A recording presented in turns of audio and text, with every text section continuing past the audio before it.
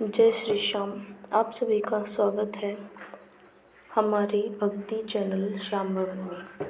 आज हम एकादशी की कथा को जानेंगे। वर्ष की 24 एकादशियों में ज्येष्ठ के शुक्ल पक्ष की एकादशी सबसे बढ़कर फल देने वाली है। इस एकादशी का व्रत रखने से ही वर्ष भर की एकादशियों के व्रत का फल प्राप्त हो जाता है। इस एकादशी में एकादशी के सूर्योदय से द्वादशी के सूर्योदय तक जल भी ग्रहण करने का विधान होने के कारण इसे निर्जला एकादशी कहते हैं। ज्येष्ठ मास में दिन बहुत बड़े होते हैं और प्यास भी अधिक लगती है। ऐसी दशा में इतना कठिन व्रत रखना सचमुच बड़ी साधना का काम है। इस एकादशी के दिन अपनी शक्ति और सामर्थ्य अनुसार ब्राह्मणों को अनाज, वस्त्र, छतरी, फल, जल से भरे कलश और दक्षिणा देने का विधान है। सभी व्यक्ति प्राय मिट्टी के घड़े और सुराहियाँ, पंखों और अनाज का दान तो करते ही हैं। आज के दिन मीठे शरबत की प्याऊ भी लगवाते हैं। अधिक मात्रा में सतत भोजन करते रहना भीमसेन की एक बहुत बड़ी कमी थी। एक दिन भीमसेन ने व्यास जी से पूछा, हे पितामह, माता कुंती, भ्राता युधिष्ठिर, अर्जुन, नकुल, सहदेव और द्रौपदी आदि सभी एकादशियों का व्रत करते हैं और मुझे भी अनाज खाने को मना करते हैं, परंतु मैं उनसे कहता हूँ कि भाई, भक्ति पूर्वक भगवान की पूजा आदि तो मैं कर सकता हूँ और दान भी दे सकता हूँ, परंतु भोजन के बिना नहीं रह सकता। इसके उत्तर में व्यास जी ने कहा, हे पांडुपुत्र भीमसेन, यदि तुम नरक को बुरा और स्वर्ग को अच्छा समझते हो तो प्रत्येक मास की दोनों एकादशियों को अन्न मत खाया करो। तब भीमसेन ने कहा, हे पितामह, मैं तो पहले ही कह चुका हूँ कि मैं भोजन के बिना नहीं रह सकता। यदि वर्ष भर में कोई एक व्रत हो तो मैं रख सकता हूँ। मेरे पेट में वक्र नाम वाली अग्नि है। मैं अन्न के भोजन बिना पूरा उपवास तो क्या, एक समय भी बिना भोजन किए नहीं रह सकूं। अतः आप मुझको कोई ऐसा व्रत बताइए जो वर्ष भर में केवल एक बार ही करना पड़े और मुझे स्वर्ग की प्राप्ति हो जाए। श्री व्यास जी ने कहा, हे पुत्र, बड़े बड़े ऋषियों ने अनेक शास्त्र बनाए हैं जिनमें वर्णित उपायों के द्वारा थोड़े से परिश्रम से ही स्वर्ग की प्राप्ति हो सकती है, परंतु उन शास्त्रों में भी दोनों पक्षों की एकादशियों के व्रतों को मुक्ति के लिए सबसे श्रेष्ठ लिखा है।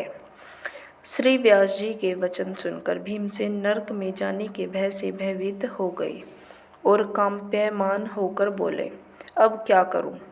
एक मास में 2 व्रत तो मैं नहीं कर सकता। हाँ, वर्ष में एक व्रत करने का प्रयत्न अवश्य कर सकता हूँ।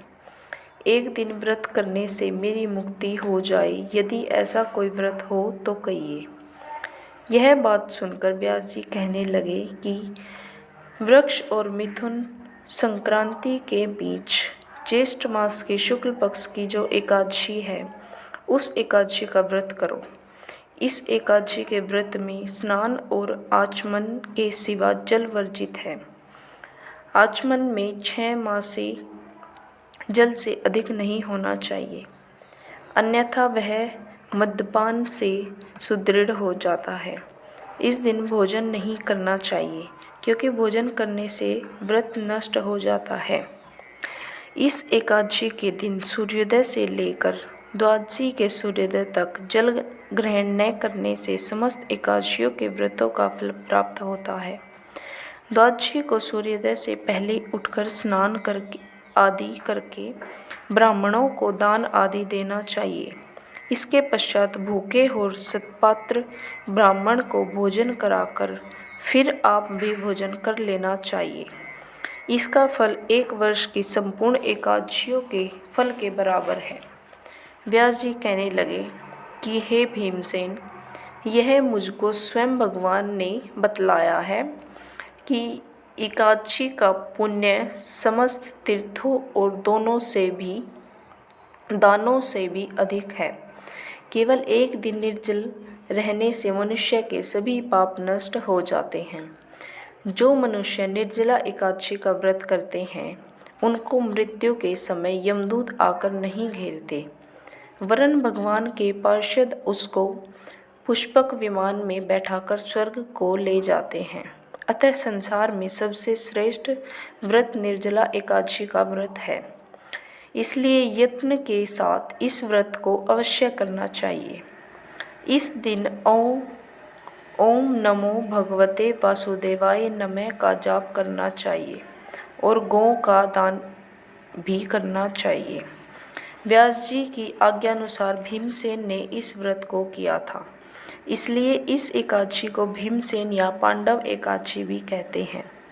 निर्जला व्रत वाले दिन प्रातः भगवान का पूजन करके यह प्रार्थना करें, हे भगवान, आज मैं श्रद्धापूर्वक निर्जला व्रत रखकर दूसरे दिन भोजन करूंगा, अतः आपकी कृपा से मेरे सब पाप नष्ट हो जाए।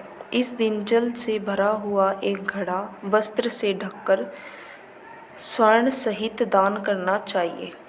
जो मनुष्य इस व्रत को करते हैं उनको करोड़ पल सोने के दान का फल मिलता है, और जो इस दिन यज्ञादि करते हैं उनका फल तो वर्णन ही नहीं किया जा सकता।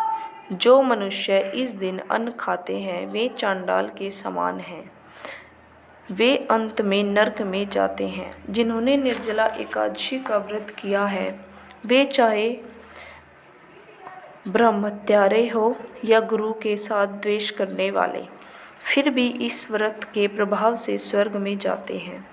हे भीमसेन, जो पुरुष या स्त्री श्रद्धापूर्वक इस व्रत को करते हैं उसको निम्नलिखित कर्म करने चाहिए।